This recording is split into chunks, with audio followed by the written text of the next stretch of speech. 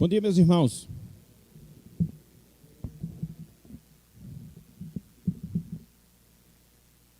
Na manhã de hoje nós iremos retomar estudos baseados na nossa lição. Eu até tentei criar um grupo de transmissão de WhatsApp, eu não sei quantos receberam o avisozinho do estudo que nós teríamos hoje.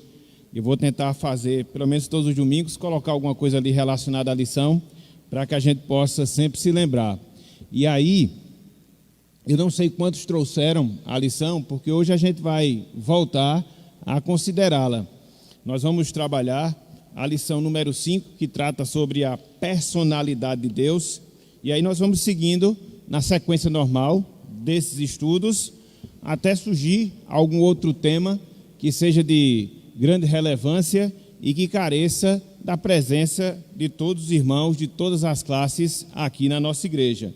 Então, os irmãos abram aí as suas revistas na lição de número 5, que tem como título A Personalidade de Deus, página 22. Abram aí nesse capítulo da revista e juntamente com a abertura nesse trecho, abram também na leitura devocional, que é proposta pela lição, que se encontra lá no livro do profeta Isaías, capítulo 40, versículos 12 até o versículo de número 31.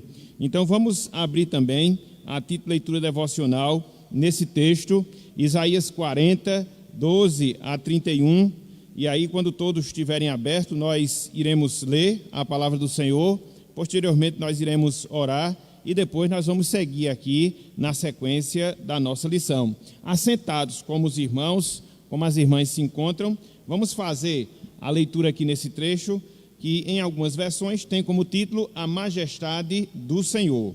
Isaías 40, versículos 12 até o versículo de número 31.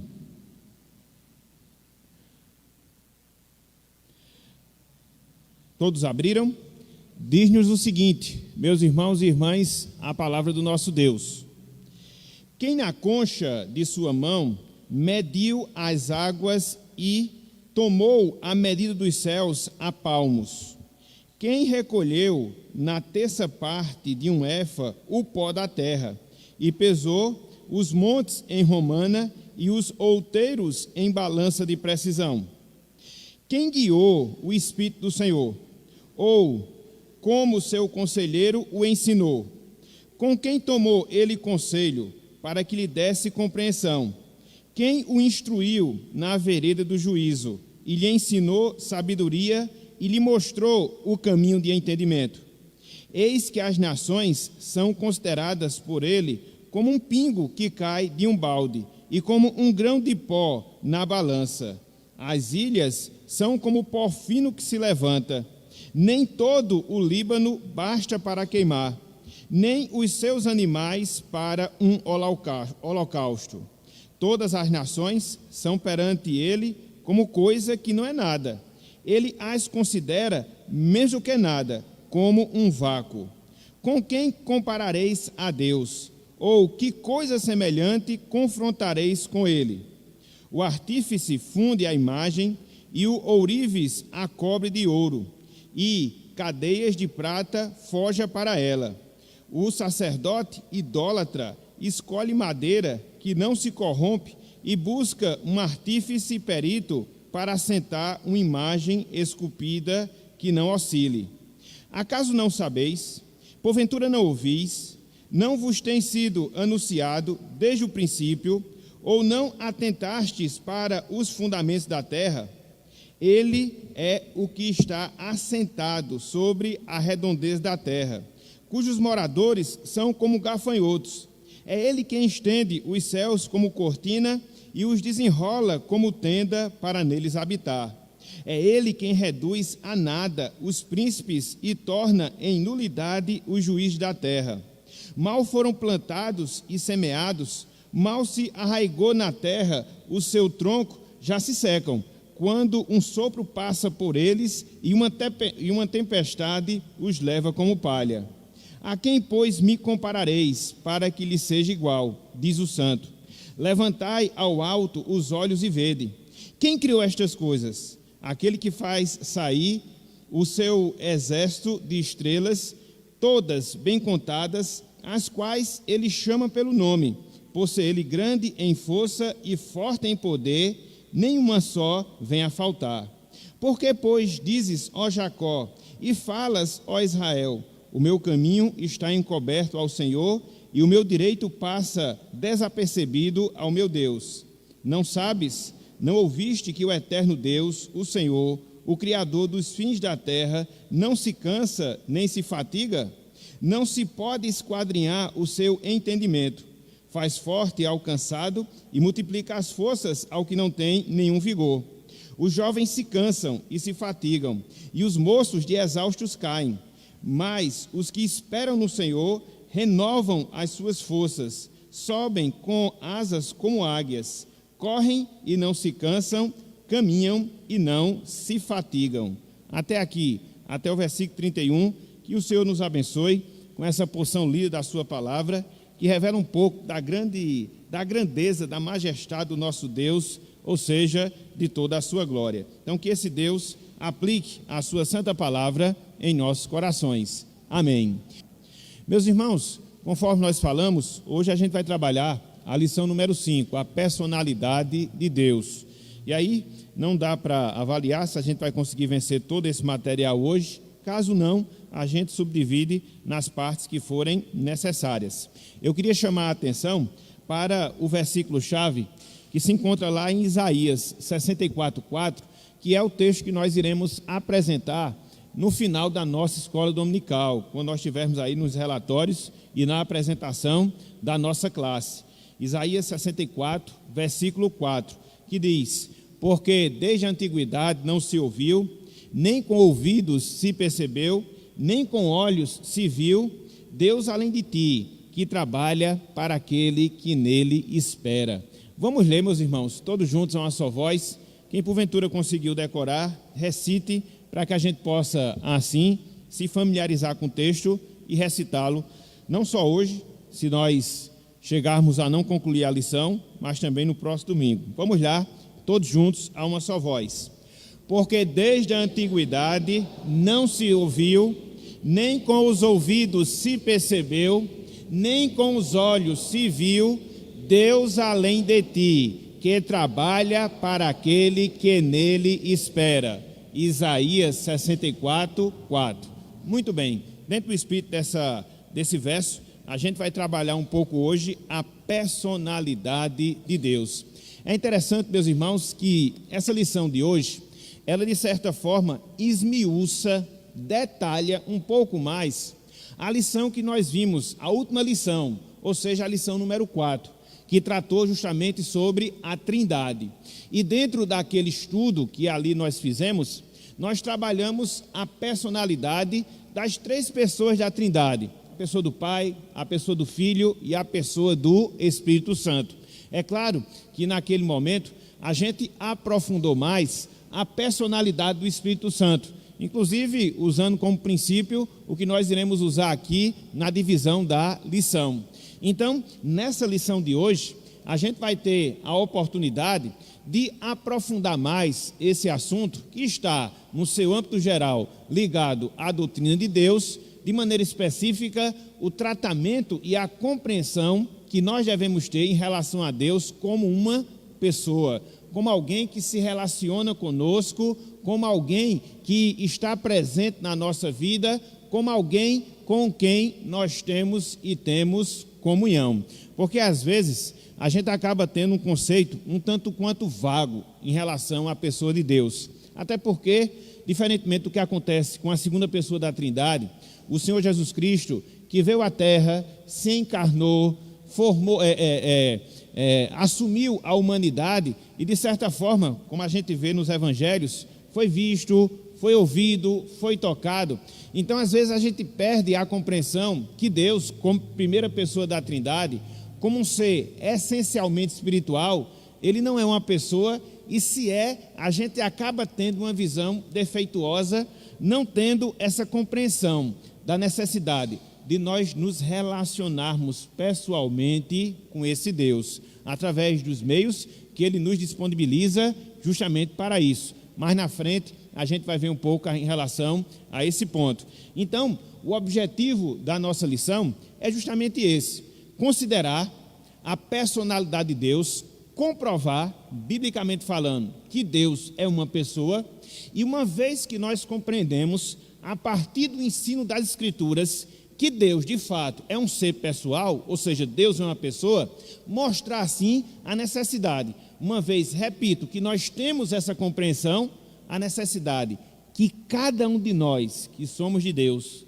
cada um de nós que somos do Senhor, temos de nos relacionar. E aí eu faço esse adendo, de nos relacionar intimamente, profundamente em relação à pessoa desse Deus. Porque muitas vezes, meus irmãos, a gente acaba legalizando a nossa religião.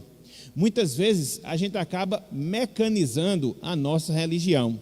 E às vezes, principalmente para nós, que somos conservadores, e não há nenhum demérito nisso, muito pelo contrário, e muitas vezes não misturarmos alguns ensinos equivocados que são propagados hoje, de determinados grupos que enfatizam essa questão de uma comunhão mais íntima, de uma comunhão mais pessoal com Deus, e ela deve ser feita. O que infelizmente acontece hoje é que ela é feita de maneira equivocada. Então, a gente acaba esfriando em relação a isso aí.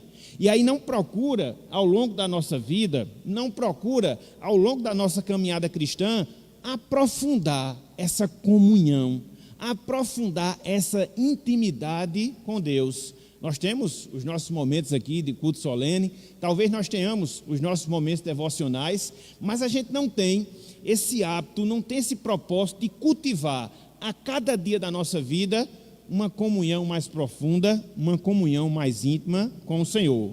Guardadas as devidas proporções, é como deve acontecer, e é como acontece em algumas vezes, nos nossos relacionamentos interpessoais, quer seja com familiares, quer seja com pessoas mais próximas. Você está ali, todo dia convivendo com aquela pessoa.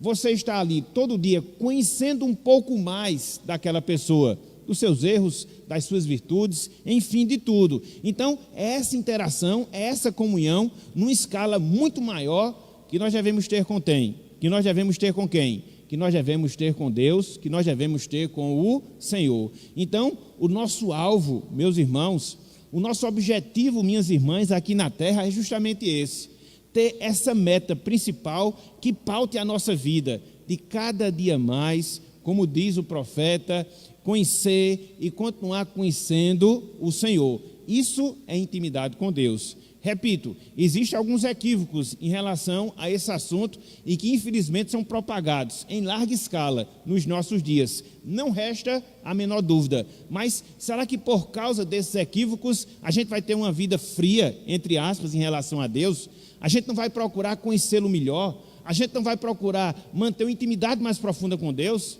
Não, meus irmãos, devemos fazer isso. Na verdade, quando a gente olha para o passado e quando a gente considera a vida de alguns servos do Senhor, pessoas doutrinárias, ortodoxas em relação à sua doutrina, mas tinham uma vida espiritual ativa, tinham uma vida de comunhão com Deus profunda. Então, isso não é errado. A questão é nós fazermos pelos caminhos, pelos meios corretos. Então, tudo isso vai acontecer, tudo isso vai se dar na medida em que nós compreendemos essa questão da personalidade de Deus, que Deus é uma pessoa, e em virtude disso, a necessidade que nós temos de nos relacionarmos profundamente, intimamente com Ele, intimamente com o Senhor. Então, o objetivo da nossa lição, basicamente, são esses dois.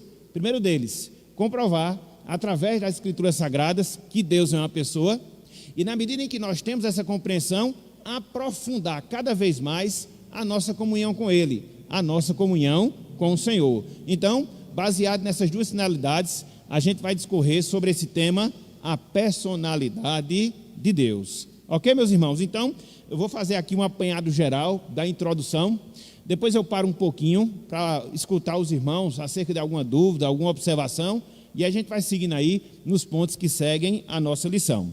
Ok? Então, acompanha aí. Todos têm a lição? Todos trouxeram a lição? Sim?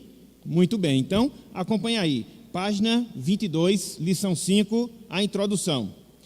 A grande verdade revelada nas Escrituras Sagradas é que Deus é um ser pessoal, o qual, na sua economia, desfruta do perfeito relacionamento numa triunidade divina. Foi o que ele falou aqui nessa parte introdutória.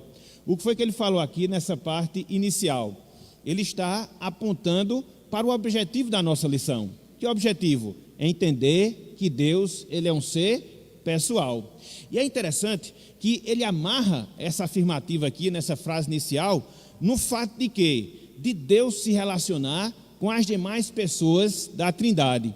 Existe entre a pessoa do Pai, entre a pessoa do Filho, entre a pessoa do Espírito Santo, uma unidade, e nessa unidade existe uma comunhão, que já acontecia antes de serem criadas todas as coisas, naquilo que nós chamamos de conselho eterno, continua a existir e sempre existirá. Então, se você vê, a pessoa de Deus, essa triunidade do Pai, do Filho, do Espírito Santo, e se eles se relacionam entre si, qual é a conclusão lógica a que você chega? Eles, ou seja, as três pessoas da Trindade, de fato são pessoas, de fato apresentam a sua personalidade, em virtude, sobretudo disso, do relacionamento que eles nutrem entre si, em cada uma das pessoas que compõem a Santíssima Trindade, o Deus Pai, o Deus Filho e o Deus Espírito Santo. Então, uma das verdades reveladas na palavra, uma das verdades reveladas na Escritura é justamente essa: Deus é uma pessoa, e Deus se relaciona com as demais pessoas que compõem a Santíssima Trindade. É isso que nós observamos no ensino das Escrituras Sagradas. E aí segue o autor. À luz dessa qualidade divina, ou seja, o fato de Deus se relacionar, um relacionamento entre Deus e o homem é possível. Na verdade, ele é necessário, né? Uma vez que Deus, ele se relaciona com as demais pessoas da Trindade, uma vez que Deus fez o ser humano como uma pessoa, como de fato é, então o que é possível? Então o que é natural? Que Deus se relacione com esse homem que ele criou. Se Deus é uma pessoa, se ele criou o ser humano como uma pessoa, então o natural é que haja o quê? Um relacionamento entre o Criador e a criatura, uma ligação entre o Criador e a criatura. E aí ele segue: porém, essa verdade tem sido deturpada pelas religiões e filosofias que tratam Deus como um ser distante, inacessível ou desconhecido. Aqui ele chama a atenção para um aspecto interessante. Que aspecto? A Bíblia fala que Deus é uma pessoa. A Bíblia fala que Deus se relaciona com as demais pessoas da Trindade. A Bíblia fala que Deus formou o homem como uma pessoa, e por isso é possível o relacionamento entre Deus, o Criador, e o homem, a criatura. E aí chega o homem, com seus pensamentos, com seus raciocínios, infelizmente, pensamentos e raciocínios equivocados, sobretudo a partir de alguns entendimentos filosóficos que querem mostrar o quê? Que existe uma separação entre o Criador e a criatura. Nesse caso, o Criador sendo um ser distante.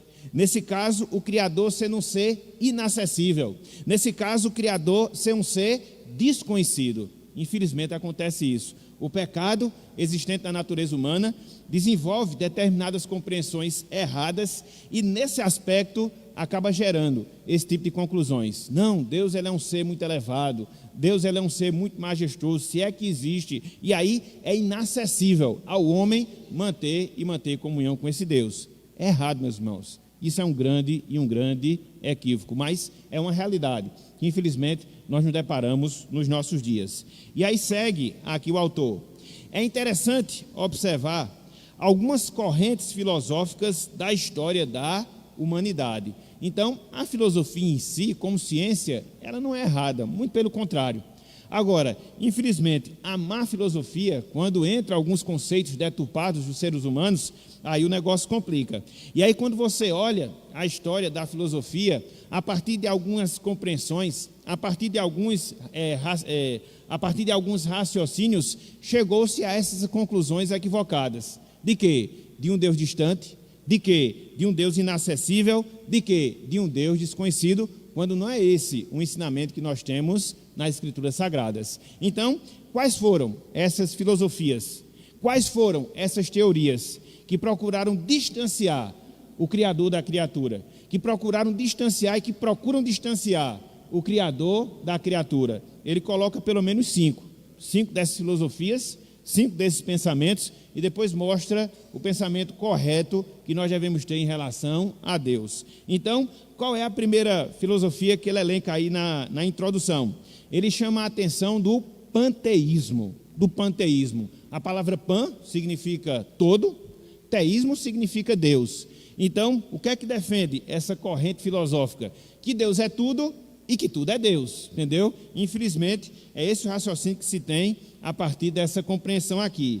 E aí ele fala, Deus está em tudo está em Deus. Deus é a pedra e a pedra é Deus. Então, infelizmente, existe esse tipo de pensamento nessas correntes filosóficas que defendem aquilo que nós chamamos de panteísmo. Então, Deus se misturando com a criação. Você olha para uma pedra, não, a pedra é Deus. Você olha para a chuva é Deus. Você olha para o sol é Deus. Aí existe toda uma mistura. Não, a gente tem que distinguir entre o Criador e a criação, entre o ser que fez e aquilo que foi criado. Mas dentro do panteísmo não há essa separação. Muito pelo contrário. Dentro do panteísmo há essa mistura, há essa confusão. Tudo é Deus, Deus está em tudo. E infelizmente esse pensamento acaba prejudicando essa noção de intimidade, de comunhão que nós devemos ter com Deus, de intimidade, de comunhão que nós devemos ter com o Senhor. Então, a primeira corrente filosófica, panteísmo, defende que tudo é Deus, Deus está em tudo, não existe separação entre o Criador e a criatura. Segunda corrente, deísmo. Aqui um detalhe interessante. O que é que ela defende? Deus criou e organizou o universo, mas abandonou, não interfere, nem mantém nenhum envolvimento com ele, ou seja, nenhum envolvimento com o universo. Eu acho interessante que essa corrente aqui que nós chamamos de deísta, ela não nega que Deus existe, ela defende que Deus existe. Essa corrente deística aqui, ela não nega que Deus criou todas as coisas, ela defende, Deus criou todas as coisas. E onde é que está o erro dela? Onde é que está o seu equívoco? Deus existe, Deus é o Criador, Ele criou e agora Ele se afastou da sua criação. Vocês agora é que tomem de conta, entendeu? É mais ou menos como uma pessoa que dá corda no relógio e deixa o relógio agora correr sozinho. Então, parece ser uma verdade. Na verdade, acaba sendo uma grande mentira. Por quê? O Deus que cria é o Deus que se relaciona com a criação. Ele em si não é a mesma criação. Ele está acima da criação, mas ele tem relacionamento com aquilo que ele criou. Então, o deísmo está certo em dizer que Deus existe, o deísmo está certo em dizer que Deus criou todas as coisas, mas o deísmo está errado em dizer que Deus criou e se afastou, deixando agora que a sua criação siga a sua própria trajetória. E aí, existem aquelas pessoas, na defesa desse pensamento, que acabam até querendo suavizar, né? Não, Deus era um ser muito grande, muito majestoso, Ele não vai ficar se preocupando com os problemas, com as questões dos seres humanos. Quem não já ouviu, quem não já escutou as pessoas falarem isso, né? Não, Deus é muito grandioso, os nossos problemas somos nós que resolvemos, porque Deus não vai ter tempo de fazer isso, ou seja, de se intrometer, de interferir na nossa vida. Não, meus irmãos, isso é um erro, isso é um equívoco, entendeu? O Deus que cria é o Deus que pela sua providência sustenta e mantém esse vínculo, essa ligação com tudo aquilo que ele criou, ok? Então você tem, em primeiro lugar, o quê? O panteísmo, onde Deus se mistura com a criação se mistura com Deus. Em segundo lugar, você tem o quê? O deísmo. Deus existe, ele cria todas as coisas, mas não se relaciona com tudo aquilo que ele criou. Em terceiro lugar, o ateísmo. Como o próprio nome já aponta, né? Deus não existe e ele deve ser totalmente negado. Então, por essa corrente aqui filosófica, não existe um Criador. Por essa corrente filosófica, não existe alguém que é eterno, a partir do nada criou todas as coisas e sustenta todas as coisas conforme a sua vontade. E aí não falta exemplos para nós colocarmos de pessoas que pensam dessa forma, a inexistência de Deus. Elas são ateístas ou são ateias. Então, é uma outra corrente filosófica que aqui nem desmerece a pessoa de Deus, já anula completamente a existência de Deus, porque o deísmo tem uma visão equivocada em relação a Deus. O panteísmo também tem uma visão equivocada em relação a Deus. O ateísmo, ele já nega, Deus não existe. Então, já acaba com a questão. Ok? Em quarto lugar, o agnosticismo, né? Vem da palavra gnósticos e há o contrário.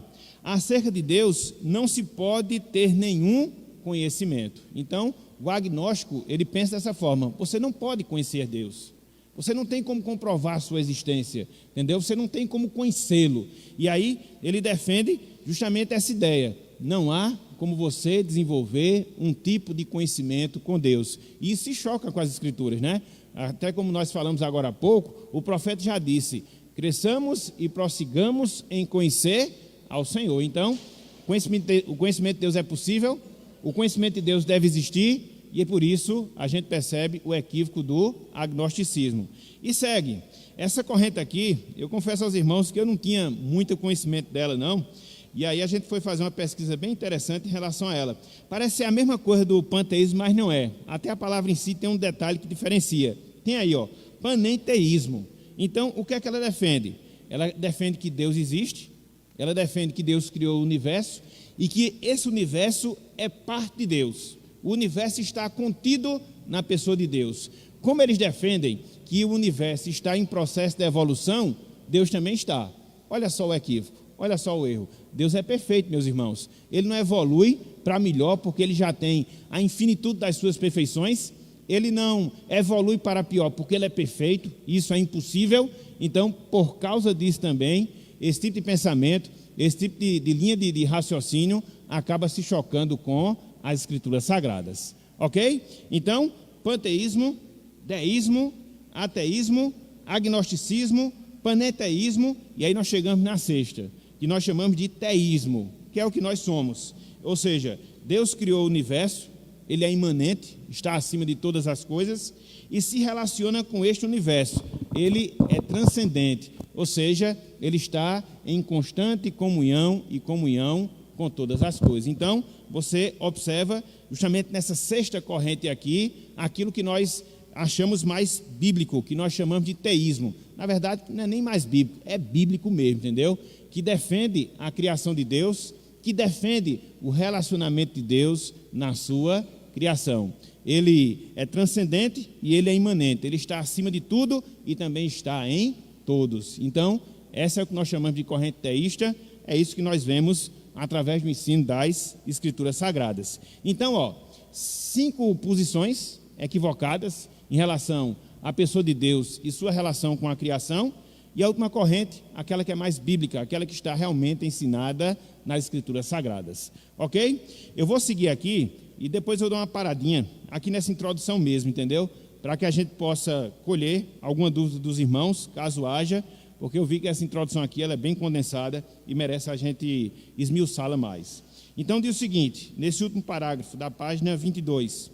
Estudamos na lição 3 a respeito da existência de Deus. Agora, vamos nos concentrar no relacionamento de Deus com a sua criação. Cremos no teísmo. O Deus transcendente se relaciona com a sua criação. Cremos no ser divino, dotado de uma personalidade. Então, esse é o pressuposto do qual nós partimos. Deus ele é transcendente, está acima de tudo e todos. Deus é imanente, está presente em todos. Então, é com esse pensamento que a gente vai partir para o nosso estudo na manhã de hoje, para vermos a pessoa de Deus e para vermos o relacionamento que Deus nutre com a sua criação, da qual nós fazemos parte, nós, seres humanos. A grandeza de Deus ela é tão grande, Deus ela é um ser tão infinito, que é impossível nós podermos ter algum tipo de conhecimento dele, entendeu? Okay. Aí veja, pegando aquilo que a gente falou, ela não nega a existência de Deus, mas coloca Deus num patamar tão grande que aí não tem como você ter acesso a ele. é Ele lá e você cá. Você não pode experimentar da sua comunhão. Você não pode conhecer Deus por causa da sua grandeza. Parece até um certo tipo de defesa em relação a Deus, né? A sua grandeza, a sua majestade, a sua infinitude, e por isso você não pode chegar até lá. Existem dois detalhes que diferenciam uma corrente filosófica, o panteísmo, do paneteísmo. Quais são esses dois detalhes? O primeiro deles, no panteísmo, Deus já é a matéria já é Deus, exatamente. Já é um processo acabado, né? Já é um processo acabado. Então existe essa mistura, criador e criatura. No paneteísmo, o que é que acontece? O processo não está acabado ainda, porque o processo da evolução está aperfeiçoando tanto a criatura como também o criador. E esse aí é um grande problema, porque Deus ele não melhora para melhor, nem tampouco pior, ele já é perfeito, né? Esse é o primeiro equívoco. E o segundo detalhe em relação a isso é que no paneteísmo Deus é maior que a criação está contida nele.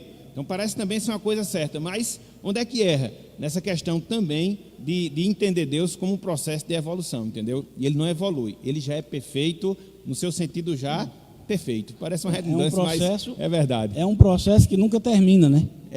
Exatamente, ele está sempre se evoluindo, entendeu? Isso aqui, no caso aqui, esse paneteísmo, não é tão velho não, ou não é tão novo não. Ele foi desenvolvido no final do século XIX, entendeu?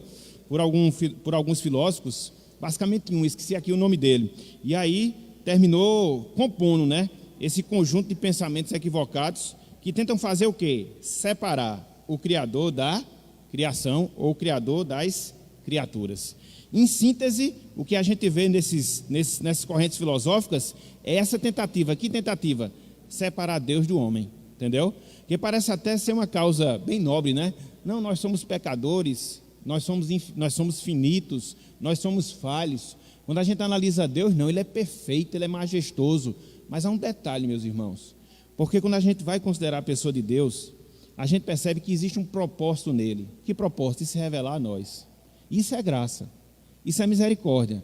Então, em termos de dignidade, em termos de qualificação, de certa forma nós não teríamos, sobretudo por causa do pecado. Mas mesmo assim, Deus ele se propôs e ele se propõe a se revelar a cada um de nós. Chegou ao ápice da revelação quando fez o quê? Enviou seu Filho para que pudesse revelar toda a sua glória. É por isso que lá em João, no capítulo 1, é dito: vimos a sua glória, referindo-se a Jesus, glória como do unigênito do Pai. Então, quando as pessoas olhavam para Jesus, quando as pessoas se relacionavam com Jesus, ali era uma comprovação clara, tácita, perfeita de quem é Deus. Estava ali, entendeu? Perante os olhos nus de todas aquelas pessoas. Em cada palavra que ele falava, em cada gesto que ele realizava, em tudo, Cristo, ele revelou perfeitamente toda a glória, toda a majestade, toda a grandeza da pessoa de Deus. Aí eu pergunto, isso não é graça? Com certeza. Isso não é amor? Com toda certeza. Então Deus, na sua transcendência, né, no fato de ele estar acima de tudo e de todos, mas mesmo assim, ele age de maneira condescendente conosco, vem até nós através de seu Filho para revelar-se. Se não bastasse, todos aqueles métodos de revelação que a gente já estudou aqui, né? Através da natureza, através dos milagres, através da providência, em especial, Deus se revela através de seu Filho. Então, ele se propõe a isso, a manter uma comunhão, a manter um relacionamento com as suas criaturas. E aí, quando a gente aprende isso, a gente aprende a valorizar a necessidade que nós temos de quê? De nós nos relacionarmos com Deus. Não ver Deus como aquele ser distante, mas ver Deus como aquele ser que está aonde? Dentro de cada um de nós, através do Espírito Santo. Aquele ser com o qual nós conversamos quando nós estamos em oração. Aquele Deus que nós ouvimos quando nós lemos as Escrituras Sagradas. Aquele Deus que está presente na nossa vida, em todo e qualquer momento, em toda e qualquer situação, pela paz que Ele transmite aos nossos corações, pela alegria que Ele transmite às nossas vidas, pela ciência que nós temos de que alguém está conosco, e quem é salvo tem esse sentimento, quem é salvo tem essa compreensão. Então o que é isso, meus irmãos? É o relacionamento pessoal que Deus nutre com cada um de nós, e isso acontece ao longo da nossa vida aqui na terra. Isso é o que acontece ao longo da nossa vida eterna. É interessante, só abrindo aqui um parênteses, abram aí, João 17. Veja se a nossa vida cristã, ela não se resume nisso. João 17. E nisso em que? Em nós mantermos essa comunhão com o Senhor. Meus irmãos, sinceramente falando, se nós compreendêssemos isso aqui, a nossa vida cristã, ela dava um salto de qualidade. Como ela dava um salto de qualidade? Se a gente entendesse que Deus é uma pessoa, de fato, que às vezes a gente sabe, mas aquele negócio, a gente sabe, mas não entende, né? É aquele negócio que a gente fala na linguagem popular. Eu ouvi, mas não escutei, né? Porque entra aqui, isso aqui, você não considera. Mas se você entendesse, de fato, que Deus é uma pessoa e que Ele, através de Jesus Cristo, permite o nosso relacionamento com Ele, meus irmãos, a nossa vida cristã, ela daria um salto de qualidade. A gente não encontraria empecilhos para separar momentos para orar a Deus. A gente não encontraria barreiras para aprender a palavra do Senhor. A gente não encontraria obstáculo para servir a Deus. Meus irmãos, seria uma coisa extremamente diferenciada. Então, tudo parte disso. De quê? Veja Deus como uma pessoa. De quê? Se relacione com Ele como uma pessoa. Evitaríamos muitos pecados na nossa vida, não é? Porque parece que a gente não entende que quando nós pecamos, nós entristecemos quem? Deus, o Espírito Santo que está em nós, por consequência, Deus, entendeu? A gente perde a ciência, a gente perde a noção de que Deus está presente na nossa vida, e quando nós falhamos em cumprir a sua vontade, nós prejudicamos a nossa comunhão com Ele, ela fica impedida, ela fica prejudicada. Então veja como essa noção da personalidade de Deus e a verdadeira compreensão que nós devemos ter disso, como afeta a nossa vida cristã. E a gente sai do mecanismo da religiosidade, da mecânica, para um relacionamento vivo, ativo, frutífero com a pessoa do nosso Deus. Muda e muda completamente, ok? Então vamos aproveitar essa lição para a gente pensar e repensar a noção que nós temos em nossas vidas. Que noção? Desse relacionamento pessoal. Eu, você, cada um de nós devemos nutrir com a pessoa de Deus, ok? João 17, eu pedi para vocês abrirem, né? João 17.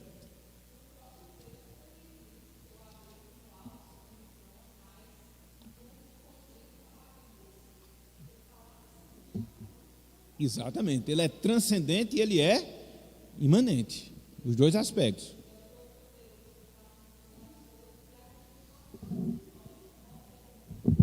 Exatamente. Então temos que partir dessa visão, temos que partir desse pressuposto. O que é que nos é dito aqui em João 17:3? O Senhor Jesus Cristo está aqui na oração sacerdotal, não é? Na última grande oração que ele fez. Aí ele diz, em relação a Deus, conversando com o Pai: e a vida eterna é esta, que te conheçam a ti, diz o Senhor Jesus, o único Deus verdadeiro, e a Jesus Cristo, a quem enviaste. Então, em que se resume a vida eterna? Conhecer a Deus e conhecer a Jesus. É a salvação, meus irmãos. A salvação consiste nisso: conhecer a Deus e conhecer a Jesus. Aí você já experimenta desse conhecimento enquanto está aqui na terra, depois da sua conversão, e ele vai progredindo, e ele vai culminar onde? Na eternidade, quando você se deparar com o Senhor Jesus Cristo em sua glória e em sua majestade, e ali você vai ter toda a percepção de quem é Deus, na sua glória, na sua majestade. Então, a vida eterna começa aqui. Às vezes a gente pensa que a vida eterna é só na eternidade. Não, a vida eterna é aqui, a vida eterna é agora. Depois que você passa a ter esse conhecimento do Senhor, que você passa pelo processo do novo nascimento. E em que consiste essa vida eterna? Em você desejar, em você procurar, em você experimentar cada vez mais conhecer a esse Deus, se relacionar com Ele, entendeu? Procurar pensar os seus pensamentos, procurar cumprir a sua vontade, procurar realizar o seu propósito, procurar agradá-lo na sua vida. Enfim, meus irmãos, em tudo que nós façamos ou deixemos de fazer aqui na nossa vida. Então, esse é o conhecimento de Deus. Eu já dei a indicação do livro, não sei se vocês se lembram.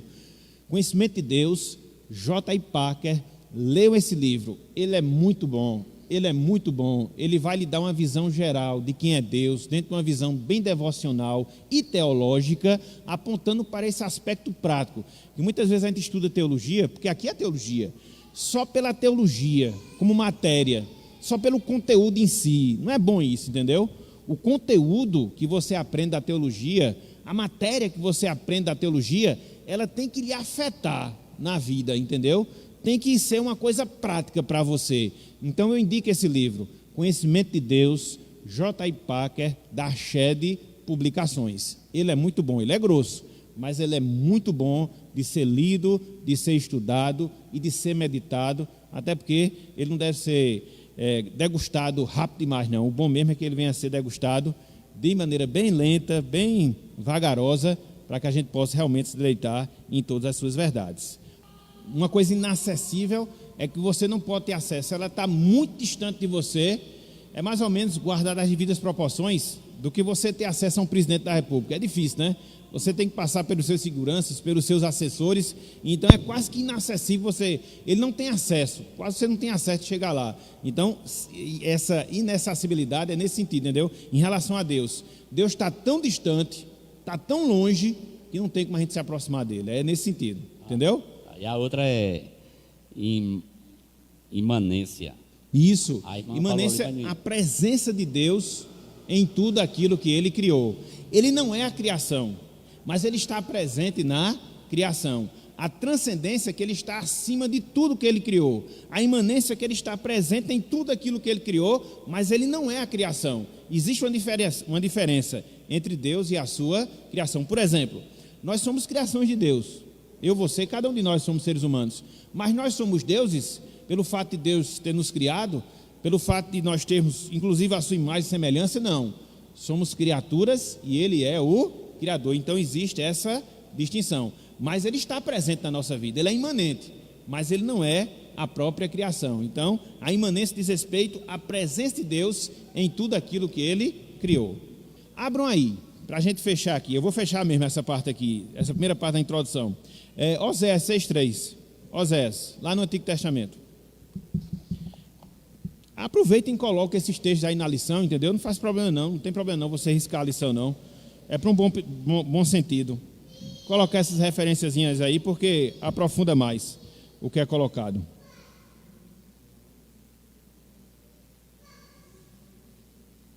Oséias 6,3.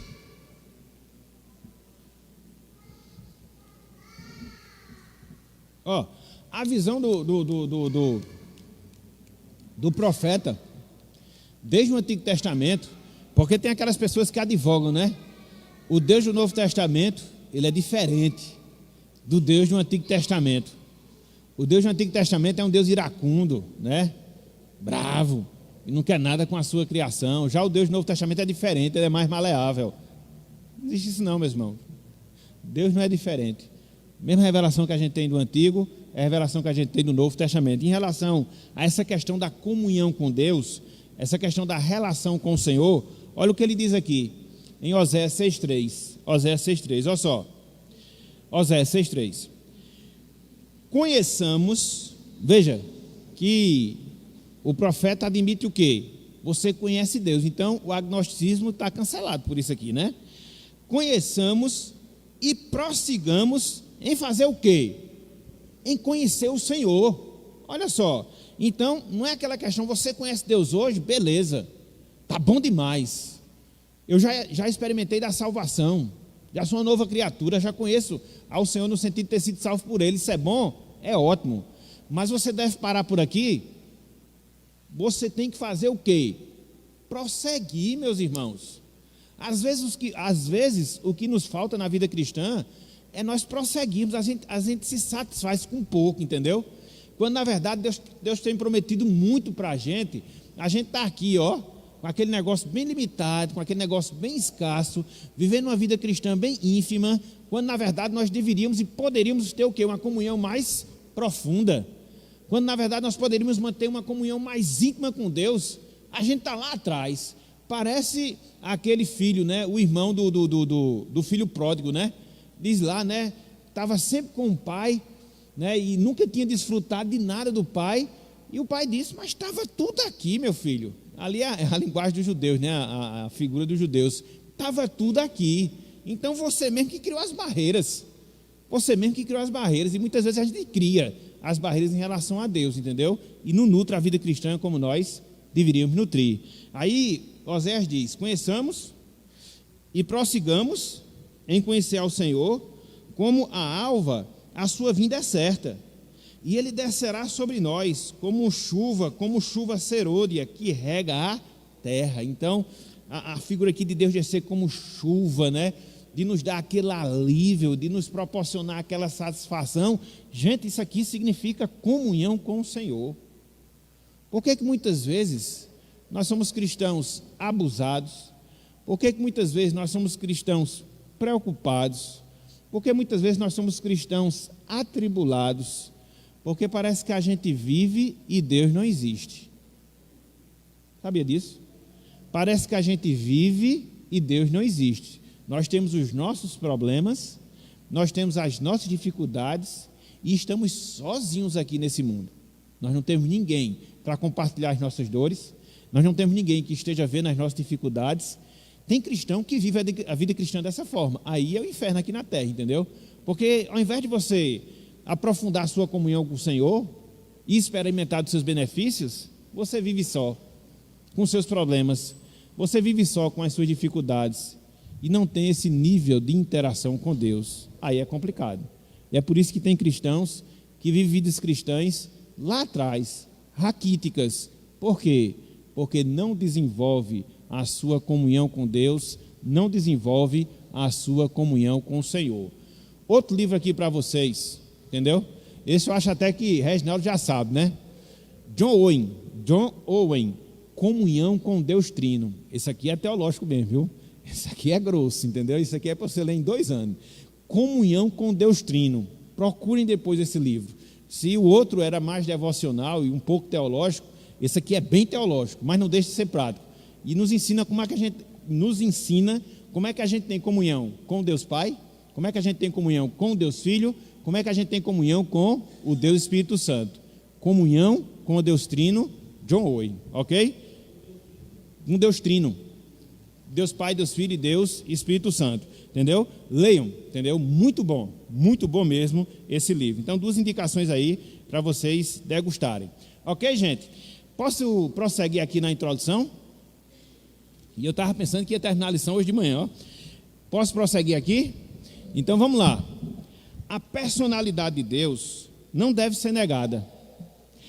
Pelo fato do homem limitado e pecador possuir também uma personalidade. Gente, nós somos pessoa, entendeu? Diferentemente dos animais, que são criaturas de Deus, que são animados, têm vida, diferentemente das rochas, que é criação de Deus, mas é uma criação inanimada, não tem vida. Nós temos vida e nós somos uma pessoa, porque Deus nos fez uma pessoa, entendeu? Na verdade, os 2 seres criados por Deus, que possuem personalidades, são 2. Quais? Os homens e os anjos. Anjos, pastor? Sim, mas anjos não são seres essencialmente espirituais? São.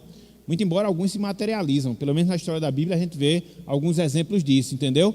Mas pelo fato de eles serem seres espirituais, não significa dizer que eles não são pessoas, eles são. Até porque Deus, ele é um ser espiritual, o Espírito Santo é um ser espiritual, mas nem por isso eles não deixam de ser pessoas. Então, somos criação de Deus e fomos feitos o quê? Pessoa, gente, ok? Em Gênesis 1, 26, 27, lemos que o homem foi feito à imagem e semelhança de Deus. As 2 palavras, imagem e semelhança, fazem um intercâmbio para dar o mesmo significado. Então, existe uma profundidade muito grande nessa expressão, feitos à imagem e semelhança de Deus. Aqui tem outro livro muito bom, entendeu? Para vocês lerem, né? criados à imagem de Deus, de Roekman, né? Roekema, que eu gosto de falar no paraibano, né? Mas acho que a pronúncia em inglês é diferente. Então, criados à imagem de Deus, muito bom mesmo. É um livro que fala sobre a doutrina do homem e a sua relação com Deus, como Deus o fez, como Deus o criou. Muito bom também, se vocês encontrarem, estudem, ou comprem, estudem, leiam, é muito bom. Então, Deus nos fez a sua imagem e semelhança. Então, Ele nos deu e nos transmitiu alguns atributos que Ele possui. Entre vários aspectos, o fato de nós sermos o quê? Uma pessoa. Deus é uma pessoa. Ele nos fez a sua imagem e semelhança. Logo, nós somos o quê? Nós somos uma pessoa, entendeu? É a conclusão a que nós chegamos. Deus nos fez, Ele é pessoa, Ele nos fez a sua imagem e semelhança, então por isso nós somos o quê? Pessoa. E aí ele levanta uma questão interessante nessa parte introdutória. Pergunta: que semelhança de imagem seria essa, já que Deus é Espírito? Deus é um ser espiritual. Olhem só esses dois textos aí, João 4:24 e 1 Timóteo 1:17. João 4:24 e 1 Timóteo 1:17. Esse João 4:24, todo mundo já sabe, né?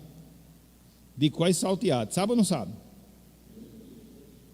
Isso. A conversa que Cristo tem com a mulher samaritana, e em parte do diálogo que ele nutre com essa mulher, ele declara essa verdade da espiritualidade de Deus. Deus é espírito. Olha só o que nós temos aí no versículo de número 24. Deus é espírito e importa que os seus adoradores o adorem em espírito e em verdade. Então, Deus, ele tem matéria? Não, ele é um ser espiritual. Como é Deus? Não dá para você saber como é, porque ele é um ser espiritual. Eu acho bem engraçado, né? As pessoas ficam dizendo aí que vem alma, as pessoas ficam dizendo aí que vem espírito. Que mentira, gente. Se você vê uma alma, ela deixou de ser alma, porque se você viu é matéria, então deixou de ser alma, deixou de ser espírito. Então isso é conversa, entendeu? Não, eu vi uma alma. Que conversa que você não viu? Que se você tivesse visto não era mais alma, era gente, porque a alma não tem matéria, você não consegue ver, você não consegue pegar, você não consegue tocar. Então Deus é assim, gente. Deus é assim, mas como é? Aí não me pergunte não, entendeu? Quando chegar na eternidade, pergunta a Jesus Cristo que ele vai lhe responder. Mas não dá assim para a gente, né, ter esse entendimento, né? Como Deus não tem forma. Deus não tem forma. Então, se resume nisso. Deus, ele é um espírito. E o que é ser um espírito? Esse é um grande segredo. Então, nós estamos aqui, né? Nós somos constituídos de duas partes. A parte material e a parte espiritual. Não são as duas partes constitutivas dos seres humanos? Deus nos fez do pó da terra e depois fez o quê? Soprou. Então, a parte material e a parte espiritual. O que é que define a nossa morte aqui nessa vida? Quando acontece o quê? Da parte material, da parte espiritual. E quando é que a gente sabe que o espírito sai da pessoa? Não dá para saber, entendeu? Ninguém vê, sabe que sai. E quando sai, a gente morre, entendeu? Então, essa questão da espiritualidade de Deus é nesse mesmo roteiro, nesse mesmo raciocínio. Você não tem, não, a imagem de Deus. Como é a imagem de Deus? Não tem como você saber, porque ele é um ser espiritual. Cristo disse, Deus, ele é espírito, ok? E mais, 1 Timóteo 1:17. Isso aguça, né, o nosso pensamento, né? Como é Deus, né? A gente fecha o olho, né, e ora. Espera aqui que os irmãos não fiquem criando nenhuma imagem de Deus quando estiver orando, não, viu? Porque isso aí não, você vai estar transgredindo ali o segundo mandamento, entendeu? Esse livro de Packer, ele ensina um pouco disso. 1 Timóteo 1:17. Que é outra coisa que a gente precisa trabalhar, mas não vou fazer isso hoje, não. 1 Timóteo 1:17. Olha só o que Paulo fala aqui. Assim, eita, voou. Assim, ao Rei eterno, imortal, olha o que Deus é aí, ó. Invisível, Deus único, honra e glória pelos séculos dos séculos. Amém. Então Deus ele é o quê? Invisível. Invisível. Quando ele apareceu a Moisés, ele apareceu na forma de sarça ardente. Mas aquilo ali era Deus? Não. Foi uma teofania, uma revelação, uma visão de Deus, onde ele usa ali aquela sarça ardente para poder conversar com Moisés, mas aquilo ali cobria toda a infinitude de Deus? Não, foi só uma forma de Deus se revelar, porque ele é um ser invisível, ele é espírito e é um ser invisível. E aí fica essa pergunta, né? Deus é invisível, Deus é espírito, e como é que isso se relaciona conosco? Pelo fato de Deus ser pessoa e nós também somos pessoa. Como é que isso se explica? Ele dá a resposta. Como é que ele responde? Resposta: um reflexo do caráter moral e natural do Deus pessoal. Então nós refletimos, meus irmãos, o caráter moral e nós refletimos o caráter natural da personalidade que existe em Deus. Foi o que eu disse a vocês, quando a gente estava estudando aqui sobre Trindade, que é o roteiro da lição. Existem 3 coisas que fazem de um ser uma pessoa, essa capacidade natural, que é o quê?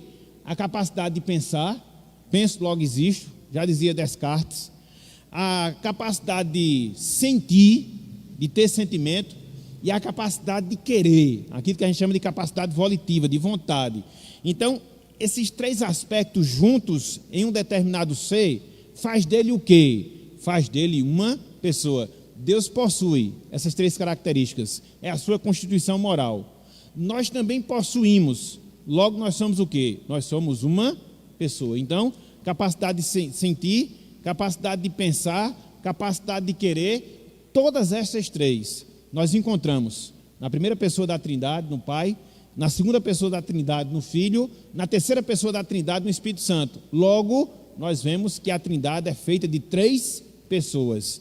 Pessoas que, pelo fato de serem pessoas, se relacionam com cada um de nós. Ok, gente? Ok? E aqui eu vou fechar o parágrafo e vou abrir para vocês, para que a gente possa aqui tirar algumas dúvidas. Talvez essa aula tenha sido um pouco teológica, mas às vezes tem que ser, né? Para a gente poder aprofundar mais o nosso conhecimento. Então, quando o homem pecou, esse reflexo da imagem de Deus foi afetado, de maneira que a semelhança moral foi destruída. Quando Deus fez Adão, meus irmãos, fez Adão justo, fez Adão sem pecado. Às vezes é difícil, né, a gente entender uma pessoa como nós, que viveu aqui sem pecado. Adão foi feito com essa justiça, que a gente chama de justiça original. Ele não tinha pecado. Existia a possibilidade dele pecar, como de fato aconteceu. Mas quando ele foi criado sem nenhum pecado, quer em palavras, quer em pensamentos, quer em ações. Era a justiça moral com a qual Deus, ele criou Adão. Então, esse reflexo da imagem de Deus foi afetado, de maneira que a semelhança moral foi destruída, mas resquícios da semelhança natural se mantiveram, embora danificados: intelecto, emoções e vontade própria. Então veja, que nós fomos feitos à imagem e semelhança de Deus, com caráter moral, mas não só isso, com caráter natural. O moral foi afetado por causa do pecado, o natural também, mas a gente consegue ver. Hoje a gente não perdeu a capacidade de pensar, hoje a gente não perdeu a capacidade de querer, hoje a gente não perdeu a capacidade de sentir. Qual a diferença hoje? Esses aspectos estão afetados por quem? Pelo pecado. Então, você hoje pensa, por causa do pecado, às vezes você pensa coisas que não devia pensar. Você tem sentimento, por causa do sentimento, às vezes você se ira, você tem uma raiva que é pecaminosa. Olha o problema, entendeu? Você age, e muitas vezes você age contrariamente à lei de Deus. Então, essas capacidades, essas propriedades, elas foram mantidas, tanto a natural como a moral, mas ambas foram prejudicadas por causa do pecado, entendeu? Hoje, a gente não tem a justiça original que Adão tinha. Nós temos um senso de justiça, mas ele não é perfeito. Tanto é que em muitos momentos a gente trata com diferenciação a mesma situação. mas o sentimento do ser justo, esse de certa forma ainda está resguardado no nosso coração, afetado pelo pecado, mas está. Então, essa imagem e semelhança de Deus, ela foi danificada, prejudicada no pecado, mas ela não foi extinta completamente da nossa vida. Por isso que nós continuamos sendo pessoa, assim como Deus é. Não mais como éramos em Adão, mas por causa justamente do pecado. Ok? E aí eu sigo. Com base nisso, entendemos que essa semelhança natural reflete o Deus pessoal, ou seja, Deus que pensa, Deus que sente e Deus que age. Vamos compreender melhor a personalidade de Deus. E aí, se você olha o roteiro da lição número 5, você vai ver isso. Primeiro ponto, o Deus que pensa. Segundo ponto, o Deus que sente. Terceiro ponto, o Deus que age. Então a gente vai comprovar, a partir desses 3 aspectos, que Deus é o quê? É uma pessoa. Então é o roteiro da sequência da nossa lição. Uma pessoa chega para nós, tá certo, o panteísmo é errado, Deus não se mistura com a criação. Aí pega o texto lá de Êxodo, mas Deus apareceu a Moisés numa sarça ardente, ou seja, era um aspecto da criação de Deus. E aí? Como é que a gente responde? E aí? Como é que a gente defende a nossa posição? Um caminho que a gente pode percorrer. Quando o panteísta, ele define a questão da existência de Deus misturado com a sua criação, é como que fosse uma coisa interminável, continuamente. No caso lá de Êxodo, quando Deus aparece para Moisés, foi numa circunstância específica, num tempo limitado, que visava um determinado propósito, que era fazer aquela aparição a Moisés, o chamamento a Moisés, para a partir dali ele seguir liderando o povo até a libertação do cativeiro do Egito. Então, Deus permaneceu sendo aquela sarça? Não. Ele apareceu na forma de sarça para ter aquela conversa com Moisés, mas ele não se definiu continuamente como sarça. Então não houve a mistura definitiva. Ele usou aquele instrumento da sarça ardente para conversar com seu servo. Depois a sarça permaneceu sendo sarça, muito provavelmente ela se queimou, né? Ela foi toda consumida e aí seguiu-se a história. É uma resposta que pode ser dada. Não houve ali uma junção permanente de Deus com a sarça ardente. Tanto é que houve aquela aparição, aquela teofania de Deus na sarça ardente, mas depois não se guardou nem a sarça. Não, aqui foi como Deus me apareceu. Então foi uma coisa circunstancial que visava um determinado propósito. Seria um caminho para a gente poder responder e aí não ter aqui como um equívoco quando a gente compara com o panteísmo. Essas questões aí relacionadas a essas aparições de Deus me fizeram uma pergunta, foi Melissa, que até hoje eu não respondi. Menina é fogo, viu? Menina é fogo.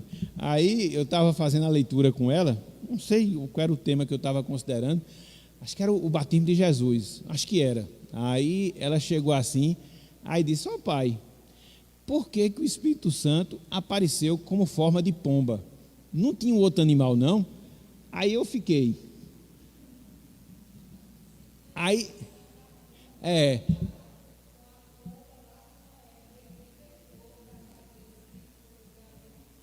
eu não dei resposta, aí ela já foi logo perguntando isso. Será que tem uma ligação com a pomba lá de Noé que foi soltada lá? Eu digo, mas rapaz, que negócio de Torá. Eu não tinha pensado, eu não tinha pensado nisso, entendeu? Eu digo, eu vou pesquisar, minha filha. E vez por outra ela pergunta, e aí pai, já tem as respostas? Tem ainda não. Mas eu estou procurando. Menino é fogo, rapaz. Menino é fogo, entendeu? Mas eu achei interessante foi a relação que ela fez com a pomba de Noé, entendeu? Eu nunca tinha pensado, imaginado um negócio desse. Pode ter relação? Pode, entendeu? Não sei. Aí eu estou pesquisando para ver se eu encontro alguma coisa. Se alguém me encontrar, se alguém encontrar, me ajude e me diga, entendeu? Porque até agora ela está esperando a resposta. Esse pai é muito fraco, entendeu? E não dei a resposta a ela ainda, entendeu? Então, são coisas circunstanciais. Que foi o que aconteceu lá no batismo de Jesus, né? Era isso que eu queria falar, né? Lá o Espírito Santo apareceu como forma corpórea de pomba, mas ele era pomba em si? Não, foi um instrumento através do qual Deus se revelou ali no batismo de Jesus, entendeu?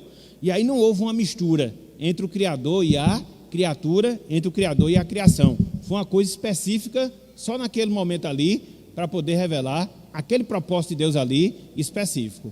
Certo, gente? Então, na Bíblia, a gente encontra situações como essas, entendeu? Dessas aparições de Deus através da criação, mas como uma coisa circunstancial, não como uma coisa permanente. Certo, gente? Alguma outra observação ou dúvida que alguém queira fazer? Não? Não? Então vamos fazer o seguinte, meus irmãos. A gente para por aqui, até porque o tempo já tocou, né? E semana que vem a gente trabalha esses 3 pontos. Nós vamos trabalhar os 3 aspectos que formam a personalidade da primeira pessoa da Trindade. Veja, o nosso estudo ele vai se concentrar em Deus o Pai. Nós poderíamos estender para Deus o Filho e para Deus o Espírito Santo, mas nós vamos nos concentrar em Deus Pai. Deus pensando, Deus sentindo, Deus agindo. E a gente vai ver alguns textos da palavra. Olha, se vocês perceberem, para aquelas pessoas que leram, estudaram a revista, tem muitos textos. Eu não vou ver todos esses textos, porque senão a gente vai passar muito tempo. Eu vou escolher um de cada categoria dessa aqui para a gente poder trabalhar. Certo, gente? Então fica aí o compromisso de vocês de lerem as referências e se numa dada referência surgir alguma dúvida, aí você traz, pastor, esse outro texto aqui que não foi lido, eu não entendi isso, isso e isso, porque a gente só vai trabalhar com as dúvidas, para a gente ganhar mais tempo, certo? Alguns textos eles são bem claros, então se houver algum que gera alguma dúvida, vocês falam, se não, eu só vou escolher um de cada aspecto para poder trabalhar, para a gente poder andar mais rápido, certo, gente? Vamos fazer assim? Vamos fazer assim, então se tiver alguma dúvida em outro, aí você lê e marca, aí você traz, ou em outros, que porventura você encontre, aí você traz e a gente tenta aqui resolver as dúvidas que ocorrerem, certo? Acabou tocando agora, né? Terminou a aula e a gente realmente concluiu a introdução. Vamos repetir a citação de Isaías 64:4. Agora, eu queria como aplicação final lembrar a vocês, a gente não entrou ainda nos pontos, mas nós já vimos algumas coisas. Vamos ter essa noção, gente.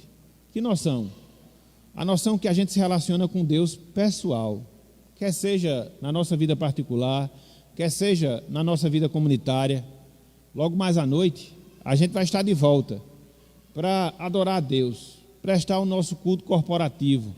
É o momento que a gente está na presença desse Deus pessoal, desse Deus todo-poderoso. Então que nós venhamos com esse sentimento. Eu vou comparecer à casa do Senhor, eu vou atender o seu chamado para adorar o Deus pessoal e assim manter um dos aspectos de relacionamento que eu devo ter com Ele. Porque, não sei se vocês já se aperceberam, mas quando a gente está cultuando a Deus aqui, em espírito e em verdade, com reverência, com amor, com atenção, isso é um momento que você está em comunhão com Deus. Porque no culto, nas canções, nas orações, você está falando com Deus. No culto, através da pregação, através da leitura da sua palavra, Deus está falando com vocês. Então existe esse caminho, né, de mão dupla, né? Você fala com Deus e Deus fala com você. Então o culto é isso, gente. O culto é um constante diálogo entre você e Deus, entre você e Deus. A gente tem que vir para o culto com isso. Hoje eu comparecerei à casa do Senhor para fazer o quê? Dialogar com Deus, ouvir o que Ele tem para me falar e falar o que eu tenho para dizer. E aí você já vem com outra perspectiva do culto, já deixa de ser uma obrigação, passa a ser um privilégio. Que grande privilégio, já passa a ser o meu de graça, através do qual você se enriquece espiritualmente. Então isso muda completamente a forma de nós cultuarmos a Deus. Ok, gente? Então vamos pensar nisso. Na sequência da lição a gente vai desdobrar em outros aspectos mais práticos, ok? Vamos repetir aqui, Isaías 64:4. Isaías 64:4. Todos juntos, a uma só voz. Porque desde a antiguidade não se ouviu, nem com os ouvidos se percebeu, nem com os olhos se viu, Deus além de ti, que trabalha para aquele que nele espera. Isaías 64:4. Que grande privilégio, né, meus irmãos? Deus trabalhar para nós, já pensou? É muita coisa, meus irmãos. O Deus transcendente, entendeu? Acima de tudo, de todos, se relacionar conosco, e não só se relacionar, trabalhar por nós, nos servir. Que grande privilégio nós temos. Que grande privilégio. A gente não tem noção dos privilégios que a gente tem em Cristo Jesus. Precisamos ter uma visão mais aprofundada. Então, que Deus nos abençoe e que Ele aplique a sua santa palavra em nossos corações. Amém.